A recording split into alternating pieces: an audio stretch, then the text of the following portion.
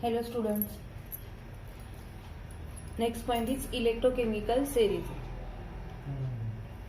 What is mean by electrochemical series?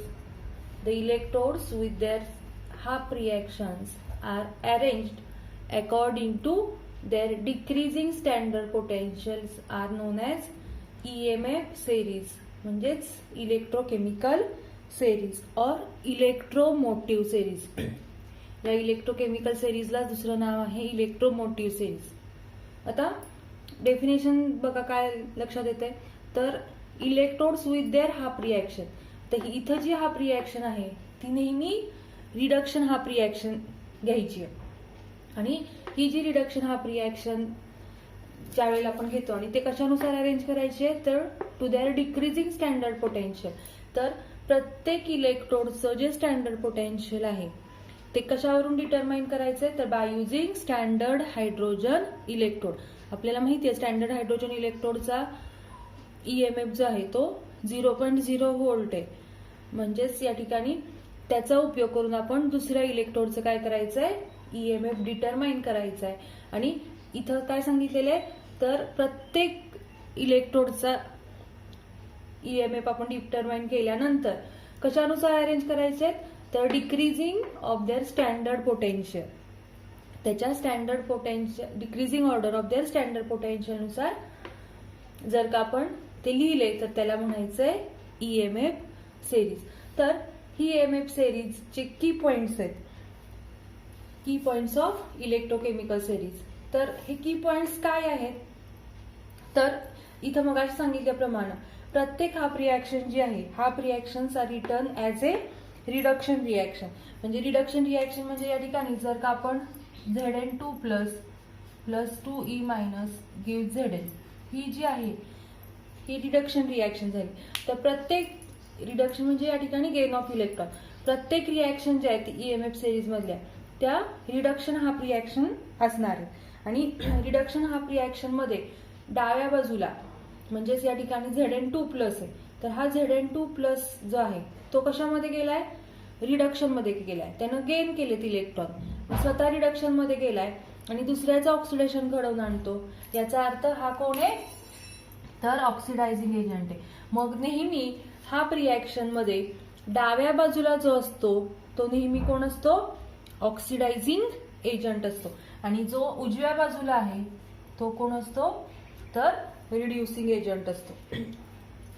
Left hand साइडला जो आहे हाफ रिॲक्शनच्या लेफ्ट हँड साइडला जो आहे तो कोण आहे, तर ऑक्सिडायझिंग एजंट आहे. आणि राईट हँड साइडला जो आहे तो कोण आहे, तर रिड्युसिंग एजंट आहे. लक्षात येते आपण ऑक्सिडायझिंग एजंट आणि रिड्युसिंग एजंटची डेफिनेशन पाहिलेली आहे रेडॉक्स रिॲक्शन मध्ये. ऑक्सिडायझिंग एजंट म्हणजे काय, तर जो दुसऱ्याचं ऑक्सिडेशन घडवून आणतो.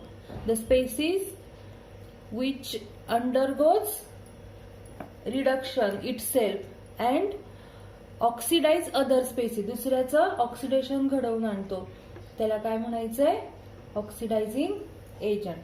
तर हा रिॲक्शन मध्ये नेहमी डाव्या बाजूला ऑक्सिडायझिंग एजंट असतो आणि उजव्या बाजूला रिड्युसिंग एजंट असतो. आता ईएमएफ सिरीज मध्ये ज्या वेळेला आपण डिक्रीजिंग ऑर्डर ऑफ ईएमएफ नुसार किंवा स्टँडर्ड पोटेन्शियल नुसार लिहितो, त्यावेळेला हायड्रोजन इलेक्ट्रोडचं जे पोटेन्शियल असतं ते 0.0 असतं म्हणून सांगितलंय. तर नेहमी हायड्रोजन इलेक्ट्रोड जो आहे की ज्याचं पोटेन्शियल 0.0 व्होल्ट आहे, तर हायड्रोजन इलेक्ट्रोडच्या खाली जे इलेक्ट्रोड असतात ते कसे असतात, तर below hydrogen electrode there is A negative standard potential increases. म्हणजे खाली जे इलेक्ट्रोड असणार आहेत त्याची ईएमएफ व्हॅल्यू किंवा स्टँडर्ड पोटेन्शियल जे असणार आहे ते नेहमी कसं असतं, तर निगेटिव्ह स्टँडर्ड पोटेन्शियल असतं आणि ते इन्क्रीज होत जातं. म्हणजे या ठिकाणी इथं काय असणार आहे, तर इथं -0.01 असेल तर इथं -0.2 असणार आहे. म्हणजे 0.1 नंतर 0.2 असणार आहे, पण इथं मायनस साईन असणार आहे. म्हणजे निगेटिव्ह पोटेन्शियल इन्क्रीजेस असं म्हणायचं. आणि जर का आपण वरती बघितलं तर हायड्रोजन हा हायड्रोजन इलेक्ट्रोड आहे. या हायड्रोजन इलेक्ट्रोडच्या वरती जर का आपण गेलो तर इथं व्हॅल्यू ज्या असणार आहेत त्या पॉझिटिव्ह असणार आहेत, पण इथून वर पण काय होणार आहे, तर हे जे पोटेन्शियल व्हॅल्यू आहे किंवा E0 व्हॅल्यू जी आहे ती पॉझिटिव्ह इलेक्ट्रोड पोटेन्शियल जी व्हॅल्यू आहे ती इन्क्रीज होत जाते, कारण की EMF सिरीज मध्ये जो पहिला इलेक्ट्रोड आहे त्या पहिल्या इलेक्ट्रोडचा EMF जो आहे तो किती आहे तर प्लस 2.87 आहे आणि 2.87 कडून खाली खाली खाली व्हॅल्यू आहे म्हणजे कमी कमी होत जाते. इथं 0.0 आली, पण आपण इथं काय सांगताना सांगितलेलं आहे तर हायड्रोजन इलेक्ट्रोडच्या वरती जी पॉझिटिव्ह व्हॅल्यू आहे ती वरती वाढत जात असते. स्टँडर्ड हायड्रोजन इलेक्ट्रोडच्या वरती म्हटलेले above the standard electrode the positive potential increases आणि बिलो काय होतं तर निगेटिव्ह पोटेन्शियल इन्क्रीज होतं. तर हे झालं सेकंड. थर्ड आहे हायर E0 व्हॅल्यू. तर या ठिकाणी ज्या इलेक्ट्रोडची व्हॅल्यू हायर E0 व्हॅल्यू असते त्या इलेक्ट्रोड मध्ये फॉरवर्ड रिॲक्शन ही जास्त फेवरेबल असते. Higher E0 value of reaction indicates forward reaction किंवा फॉरवर्ड डिरेक्शनला ती रिॲक्शन जास्त होत असते. आणि फॉरवर्ड रिॲक्शन म्हणजे या ठिकाणी आपण रिडक्शन रिॲक्शन घेतली, फॉरवर्डला जास्त होतीये म्हणजे काय होणार सबस्टन्स काय होणार जास्तीत जास्त रिड्युस्ड होणार आहे. इथं रिॲक्शन जी आहे ती रिडक्शन रिॲक्शन आहे आणि म्हणून सबस्टन्स जो आहे तो जास्त रिड्यूस होत असतो. आणि लो E0 व्हॅल्यू काय इंडिकेट करते तर रिव्हर्स रिॲक्शन फेवरेबल असते आणि रिव्हर्स रिॲक्शन ज्याला फेवरेबल असते त्याला रिॲक्शन मध्ये काय होणार आहे जास्तीत जास्त तर सबस्टन्स जो आहे तो काय होत असतो ऑक्सिडाइज होत असतो. Substance to oxidise. या ठिकाणी आपण EMF सिरीज जर का पाहिली तर सगळ्या रिॲक्शन हे रिडक्शन रिॲक्शन आहे, पण सगळ्यात इथं डिक्रीजिंग ऑर्डर लिहिलेले, मग वरून खाली व्हॅल्यू जी आहे ती डिक्रीजिंग होत असते म्हणजे सगळ्यात शेवटी लो E0 व्हॅल्यू असणार आहे आणि लो E0 व्हॅल्यू याचाच अर्थ तिथं काय होणार आहे तर रिडक्शन कमी आणि ऑक्सिडेशन जास्त होणार आहे. तर हे झाले की पॉइंट झाले इलेक्ट्रोकेमिकल सिरीजचे. नेक्स्ट पॉइंट आहे ऍप्लिकेशन ऑफ EMF सिरीज. तर फर्स्ट ऍप्लिकेशन आहे relative strength of oxidising agent. Relative strength बघायची आहे आपल्याला माहिती आहे ऑक्सिडायझिंग एजंट. समजा आपण इथं ही रिॲक्शन बघितली Cu2 plus 2E minus give Cu. ही रिॲक्शन कुठली आहे रिडक्शन रिॲक्शन आहे आणि या रिडक्शन रिॲक्शन मध्ये Cu2 प्लस जो आहे त्याने इलेक्ट्रॉन गेन केलेत आणि तो रिडक्शन मध्ये गेला आणि काय तयार झाले Cu. तर आपण मगाशी सांगितल्याप्रमाणे इथं लेफ्ट हँड साइडला जो आहे तो कोण आहे ऑक्सिडायझिंग एजंट आहे आणि राईट हँड साइडला जो आहे तो रिड्युसिंग एजंट आहे. तर या रिॲक्शनची जर का आपण E0 व्हॅल्यू पाहिली तर ही प्लस 0.7 आहे. तर जर का आपण या ठिकाणी ऑक्सिडायझिंग ही जी रिडक्शन रिॲक्शन आहे या रिडक्शन रिॲक्शनची ही EMF व्हॅल्यू आहे E0 व्हॅल्यू आहे किंवा स्टँडर्ड पोटेन्शियल व्हॅल्यू 0.337 आहे. जेवढी व्हॅल्यू जास्त तेवढा काय असतो याची रिडक्शन मध्ये जाण्याची टेंडन्सी ही जास्त असते म्हणजे तेवढा तो काय असतो स्ट्रॉंग ऑक्सिडायझिंग एजंट असतो. लक्षात येत आहे जेवढी ही व्हॅल्यू हायर E0 व्हॅल्यू जेवढी ही E0 व्हॅल्यू जास्त तेवढं रिडक्शन मध्ये जाण्याची त्याची टेंडन्सी जी असते टेंडन्सी टू अंडरगो रिडक्शन ही काय असते जास्त असते इज मोर. आणि जसजशी ही व्हॅल्यू कमी E0 व्हॅल्यू कमी कमी होत जाईल तसतशी त्याची रिडक्शन मध्ये जाण्याची जी टेंडन्सी आहे ती कमी कमी होत जाते.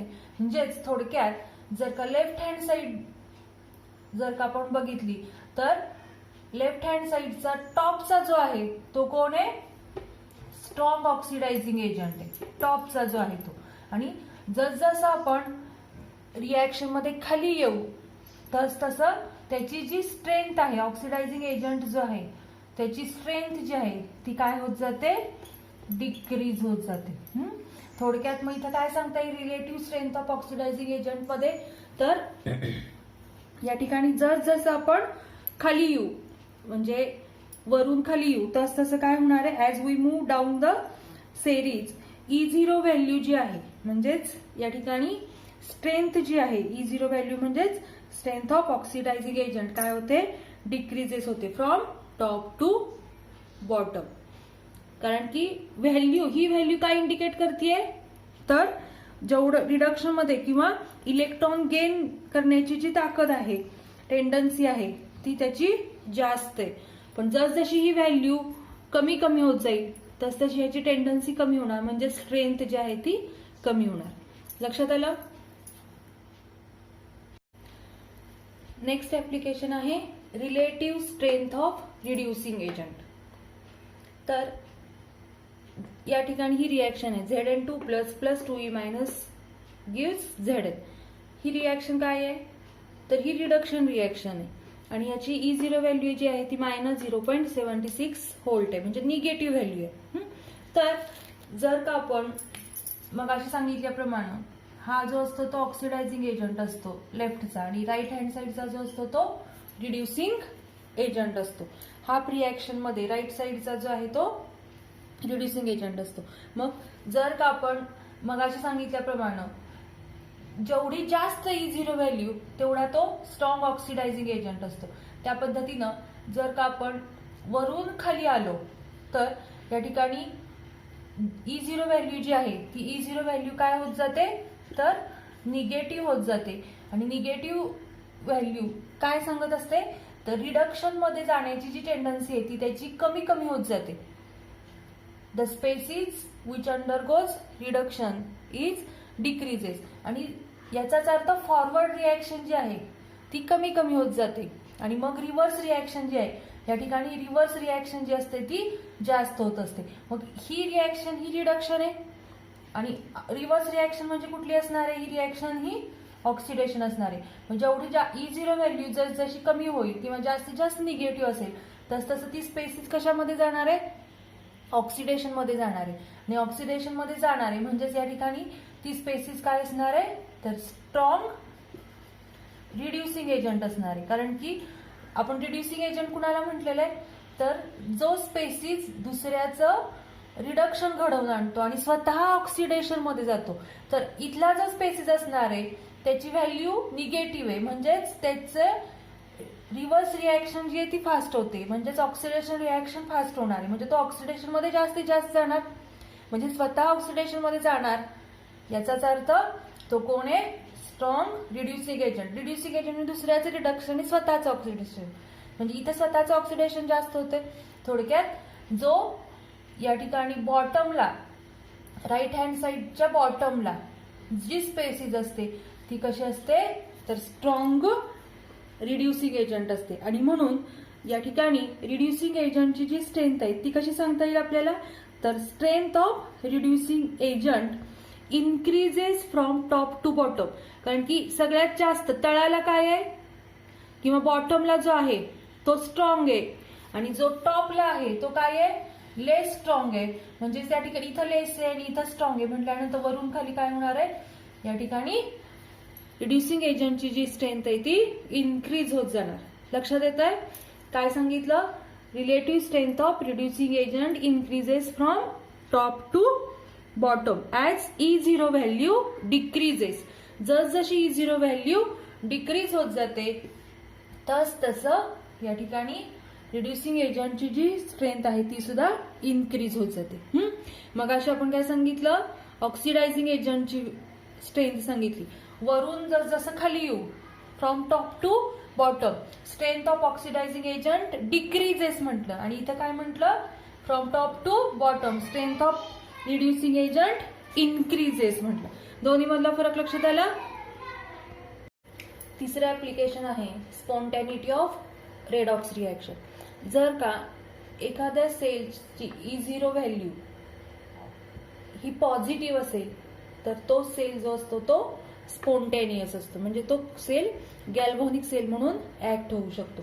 किंवा तो सेल जो आहे तो स्पॉन्टेनियस कधी असू शकतो, तर इफ हायर E0 व्हॅल्यू असलेला जो इलेक्ट्रोड आहे तो रिडक्शन मध्ये आणि लोअर E0 व्हॅल्यू, इथं लोअर E0 व्हॅल्यू आणि इथं हायर E0 व्हॅल्यू, इथं लोअर E0 व्हॅल्यू असलेला जो आहे तो कशामध्ये जायला पाहिजे, ऑक्सिडेशन मध्ये. जर का गेला तर या ठिकाणी तो जो सेल आहे तो स्पॉन्टेनियस असतो. मग या ठिकाणी जर का आपण एक्झाम्पल पाहिलं, Ag plus ion oxidise magnesium metal किंवा मेटालिक मॅग्नेशियम, तर हा Ag प्लस आयन हा मॅग्नेशियमला ऑक्सिडाइज करतो का नाही, ही रिॲक्शन स्पॉन्टेनियस आहे की नाही हे आपल्याला बघायचं. तर याच्यासाठी आपल्याला पहिल्यांदा रिॲक्शन लिहायचे. तर या ठिकाणी Ag plus ion oxidise Mg, म्हणजे हा Ag प्लस Mg मेटलला काय करणार आहे, ऑक्सिडाइज करणार आहे. म्हणजे स्वतः कशामध्ये जाणार आहे, तो रिडक्शन मध्ये जाणार. मग यासाठी रिडक्शन रिॲक्शन जर का आपण लिहिली तर Ag plus E minus gives Ag, आणि मॅग्नेशियम मेटल ऑक्सिडेशन मध्ये जाणार आहे. म्हणजे इथं Mg gives Mg2 plus plus 2E minus, ही रिडक्शन रिॲक्शन आहे आणि ही ऑक्सिडेशन रिॲक्शन आहे. आता जर का आपल्याला नेट सेल रिॲक्शन लिहायची असेल तर इथं काय येणार आहे, 2 इलेक्ट्रॉन येणार. सगळी इकडे 2 न मल्टिप्लाय करायचे, कारण की ह्या इलेक्ट्रॉनला हा इलेक्ट्रॉन कॅन्सल. मग रिॲक्शन कशी येणार, तर 2Ag plus plus Mg gives Mg2 plus plus 2Ag. मग ही रिॲक्शन ही स्पॉन्टेनियस आहे का नाही हे आपल्याला बघायचंय. तर आपण कसं चेक करायचंय, तर या ठिकाणी आपल्याकडं स्टँड ईएमएफ सिरीज आहे आणि त्या ईएमएफ सिरीज नुसार जर का आपण E0 ऑफ Ag व्हॅल्यू आणि E0 ऑफ मॅग्नेशियम जर का व्हॅल्यू बघितली तर मॅग्नेशियमची जी व्हॅल्यू आहे ती आहे -2.37 व्होल्ट आहे आणि Ag ची जी व्हॅल्यू आहे ती आहे 0.8 व्होल्ट. आता या दोन्ही पण व्हॅल्यू ज्या आहेत या रिडक्शन व्हॅल्यू आहेत, कारण की ईएमएफ सिरीज मध्ये ज्या व्हॅल्यू दिलेल्या आहेत त्या सगळ्या कशाच्या आहेत म्हणून सांगितले आपण, तर रिडक्शन व्हॅल्यू आहेत, रिडक्शन पोटेन्शियल व्हॅल्यू आहेत. कारण की सगळ्या इलेक्ट्रोड हे रिडक्शन हाफ रिॲक्शन लिहिलेले होते आणि त्याचा तो ईएमएफ होता. म्हणजे ही जी व्हॅल्यू आहे ही सुद्धा रिडक्शन पोटेन्शियलची आणि मॅग्नेशियमची सुद्धा रिडक्शन पोटेन्शियलची. मग दोन्हीचं रिडक्शन पोटेन्शियल जर का माहिती असेल तर आपण फॉर्म्युला कुठला वापरायचा आहे, तर E0 is equal to E0 cathode minus E0 anode. मग आता याच्यात एनोड कोणता आणि कॅथोड कोणता आहे, तर ज्याच्यावरती ऑक्सिडेशन होतं तो एनोड आहे. मग या ठिकाणी एनोड कोण आहे, ऑक्सिडेशन कुठं होतंय, मॅग्नेशियम वरती, आणि रिडक्शन कुणावर होते, कॅथोड वरती, आणि रिडक्शन इथं सिल्वर वरती होते. म्हणजे इथं E0 सिल्वर मायनस काय असणार आहे, E0 मॅग्नेशियम. मग E0 सिल्वरची जी व्हॅल्यू आहे ती किती आहे, तर 0.8 मायनस इथं मॅग्नेशियमची व्हॅल्यू किती आहे, तर त्याची पुन्हा आत मायनस आहे म्हणजे -2.37 आणि मायनस मायनस काय होणार, प्लस होणार. जर का आपण व्हॅल्यू जर का 0.8 प्लस 2.37 डायरेक्ट जर का उत्तर बघितलं तर ते किती येत आहे, 3.17 व्होल्ट येते.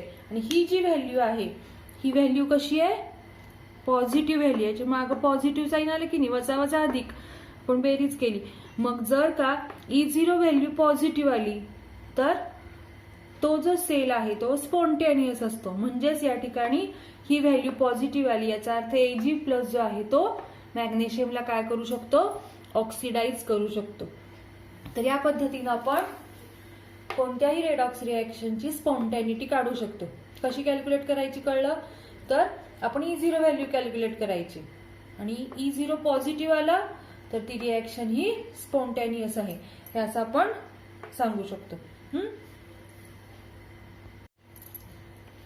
नेक्स्ट आहे जनरल रूल्स.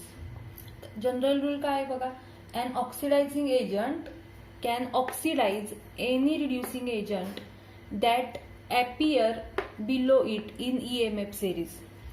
म्हणजे हा रूल जो आहे हा काय सांगतोय की कोणताही ऑक्सिडायझिंग एजंट हा ऑक्सिडाइज करू शकतो कुणाला, तर एनी रिड्युसिंग एजंट, कुठल्याही रिड्युसिंग एजंटला. पण तो रिड्युसिंग एजंट कसा पाहिजे, that appear below it in EMF series. तर EMF series मध्ये तो कुठं पाहिजे, तर खाली पाहिजे. ऑक्सिडायझिंग एजंट जो आहे तो वरती पाहिजे आणि जो रिड्युसिंग एजंट आहे तो खाली पाहिजे. आता एक्झाम्पल घेऊन बघूया आपण. ही रिॲक्शन आहे CuSO4 plus Zn give ZnSO4 plus Cu. ही रिॲक्शन ही स्पॉन्टेनियस आहे का हे आपल्याला बघायचंय, किंवा ही रिॲक्शन होतीये का हे आपल्याला बघायचंय. पण आपण कसं बघणार, तर ह्या रूल वरून बघणार आहे. आता ह्या रूल वरून कसं बघणार आपण, तर बघा CuSO4 म्हणजेच इथं Cu2 प्लस असं पण म्हणू शकतो आपण, Cu2 प्लस प्लस Zn, कारण की CuSO4 म्हणजेच या ठिकाणी Cu2 plus plus SO4 minus. मग इथं हा CuSO4 मधला हा जो Cu2 प्लस आहे हा कोण आहे, ऑक्सिडायझिंग एजंट आहे, आणि हा कोण आहे, हा रिड्युसिंग एजंट आहे. मग रूल प्रमाणे काय सांगितलं गेलंय, तर any oxidising agent can oxidise any reducing agent. मग हा ऑक्सिडायझिंग एजंट आणि हा रिड्युसिंग एजंट आहे, पण हे काय पाहिजेत, EMF सिरीज मध्ये कसे पाहिजेत, दॅट अपियर बिलो इट. मग या ठिकाणी मी इथं दिलेले आहे दोन रिॲक्शन. EMF सिरीज मध्ये पहिल्यांदा ही रिॲक्शन आहे, दुसऱ्या नंतर खाली ही रिॲक्शन आहे. तर Cu2 plus plus 2e minus give Cu, याचा EMF आहे प्लस 0.337 म्हणजे पॉझिटिव्ह आहे. आणि Zn2 plus plus 2e minus give Zn, याचा E0 मायनस 0.76 व्होल्ट. म्हणजे ही याचा EMF जास्त आहे, म्हणजे ही रिॲक्शन रिडक्शन मध्ये जाणार, आणि ही रिॲक्शन जे आहे हा खालच्या ह्याला आहे, निगेटिव्ह EMF आहे, म्हणजे ही रिॲक्शन जी आहे ही ऑक्सिडेशन मध्ये जाणार आहे. पण या ठिकाणी जर का आपण Cu2 प्लस पाहिला तर हा EMF सिरीज मध्ये टॉपला आहे, आणि Zn2 प्लस पाहिला, Zn2 plus plus 2e minus give Zn मध्ये हा काय आहे, EMF सिरीज मध्ये बिलोला आहे. मग हा ऑक्सिडायझिंग एजंट आहे आणि हा रिड्युसिंग एजंट आहे. मग रूल प्रमाणे काय बघा, an oxidising agent can oxidise any reducing agent. म्हणजे हा Cu2 प्लस आहे, हा ऑक्सिडायझिंग एजंट आहे, म्हणजे Cu2 plus can oxidise Zn, म्हणजे या ठिकाणी हा रिड्युसिंग एजंट, आणि तो कसा आहे, EMF सिरीज मध्ये appear below it in EMF series. आणि म्हणून या ठिकाणी EMF सिरीज वरून, म्हणजे आपण इथे E0 व्हॅल्यू कॅल्क्युलेट केलेली नाहीये, पण आपण नुसत्या EMF सिरीज वरून असं सांगू शकतो की Cu2 प्लस हा वरती आहे आणि Zn हा रिड्युसिंग एजंट आहे की जो बिलो द सिरीज आहे. मग नेहमी जो टॉपला असतो तो नेहमी ऑक्सिडाइज करत असतो कुणाला, रिड्युसिंग एजंटला. आणि म्हणून ही जी रिॲक्शन आहे ही स्पॉन्टेनियस आहे, याचा अर्थ ही रिॲक्शन होत असते. CuSO4 plus Zn give ZnSO4 plus Cu. ही रिॲक्शन काय होणार आहे, स्पॉन्टेनियस आहे, ही रिॲक्शन घडून येणार. पण जर का आपण ही रिॲक्शन उलटी लिहिली, म्हणजे या ठिकाणी ZnSO4 plus Cu give CuSO4 plus Zn लिहिलं तर ही रिॲक्शन होत नाही, कारण की रिॲक्शन आपला रूल काय सांगतोय, तर नेहमी ऑक्सिडायझिंग एजंट जो असतो, या रिॲक्शन मध्ये ऑक्सिडायझिंग एजंट आहे तो टॉपला आहे, आणि रिड्युसिंग एजंट जो आहे तो बिलो द सिरीज आहे, EMF सिरीज मध्ये आहे का, तसं आहे. आणि म्हणून ही रिॲक्शन काय होते, घडून येते. म्हणजे थोडक्यात आपल्याला जनरल सुद्धा बघता येऊ शकतं की ही रिॲक्शन स्पॉन्टेनियस आहे किंवा नाही. कसं बघायचं लक्षात येतं, जो ऑक्सिडायझिंग एजंट असतो रिॲक्शन मध्ये तो नेहमी सिरीज मध्ये टॉपला पाहिजे, आणि जो रिड्युसिंग एजंट असतो तो नेहमी बिलो द सिरीज पाहिजे. ऑक्सिडायझिंग एजंट आणि रिड्युसिंग एजंट लक्षात आले का, कारण की इथं ही जी आहे ही नेट सेल रिॲक्शन आहे, कन्सिडर करा. Cu2 plus plus 2e minus give Cu अशी ही रिॲक्शन असणार आहे, म्हणजे हा ऑक्सिडायझिंग एजंट आहे आणि हा रिड्युसिंग एजंट आहे, आणि त्या पद्धतीनं हा टॉपला असणार आहे ऑक्सिडायझिंग एजंट, आणि रिड्युसिंग एजंट आहे तो बिलो आहे, आणि म्हणून ही रिॲक्शन ही स्पॉन्टेनियस आहे. त्याच्याबरोबर अपोजिट आहे, इथं ऑक्सिडायझिंग एजंटच्या ऐवजी आपण in terms of reducing agent हा रूल सांगितलाय. काय, तर any reducing agent can reduce any oxidizing agent that appear above it in EMF series. इथं बिलो इट होतं कारण की ऑक्सिडायझिंग एजंट होता, पण इथं काय सांगितलंय, reducing agent can reduce any oxidizing agent that appear above it in EMF series. नेहमी जो रिड्यूस करणार आहे ऑक्सिडायझिंग एजंटला तो नेहमी कसा पाहिजे, तर अबाव इन EMF सिरीज पाहिजे. लक्षात आलं? तर या पद्धतीनं हा जो चॅप्टर आहे इलेक्ट्रोकेमिस्ट्री तो आपला संपलेला आहे. परीक्षेला याच्यावरती प्रश्न विचारले जातील. एकूण 4 चॅप्टर असणार आहेत. या 4ही चॅप्टरवरती तुम्हाला या ठिकाणी क्वेश्चन असणार आहेत. 6 महिने परीक्षेचा जो पेपर आहे त्या पेपरमध्ये 50 मार्काचा पेपर असणार आहे. MCQ question number section A मध्ये MCQ आणि 1 मार्कचा असणार आहे. सेक्शन 2 मध्ये 2 मार्क, सेक्शन सी मध्ये 3 मार्काचा असणार आहे आणि सेक्शन डी मध्ये तुम्हाला 4 मार्काचे प्रश्न असणार आहेत. तर आतापर्यंत 4 चॅप्टर झालेत. ते 4ही चॅप्टर आणि सरांचे 4 चॅप्टर असे एकूण 8 चॅप्टर वरती तुमची पहिली 50 मार्काची 6 महिने परीक्षा असणार. अंडरस्टँड? Okay, thank you.